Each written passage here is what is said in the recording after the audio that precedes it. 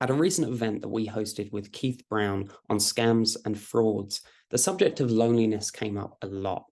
How to respond to loneliness, the causes of loneliness, and some of the effects thereof. Many people on the call had different experiences with people who'd become lonely for various reasons. Some people had had loneliness thrust upon them, and some people had caused themselves to be lonely. The question came up about whether this makes our response as the church different, and if not, why not? And this was Keith's response. Many of the elderly generation are a generation where if their loved one, their husband, their boyfriend, their fiance died, they never remarried.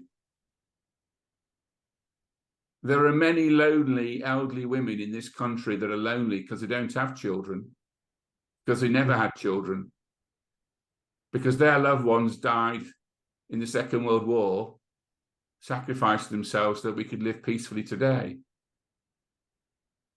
Blimey, what do we owe them? A generation who were so lonely because their potential to have a family was lost in a war. There's a huge number. Clearly, that's dying off over time now, but there's a massive issue there that we don't talk about. You don't hear about on the news. You don't hear about it very often in the health and welfare type journals as to why people are lonely. The war created loneliness. Major point number one. Number two, family breakdown and divorce is going to create loneliness.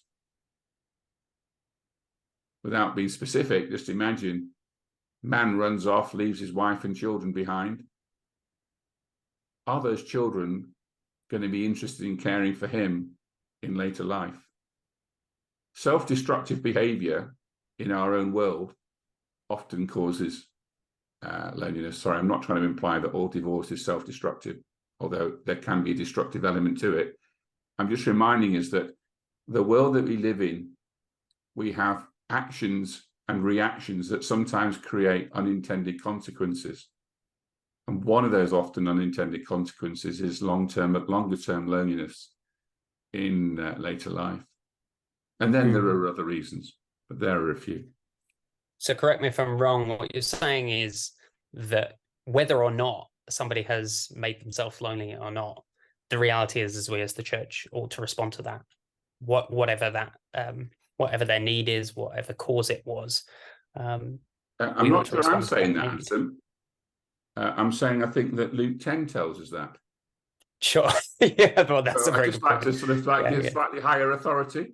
Yeah, yeah, absolutely. You're very right. Keith Brown saying it. This is what the words of Jesus was, isn't it? Go and do likewise. I'm not going to take any more than that.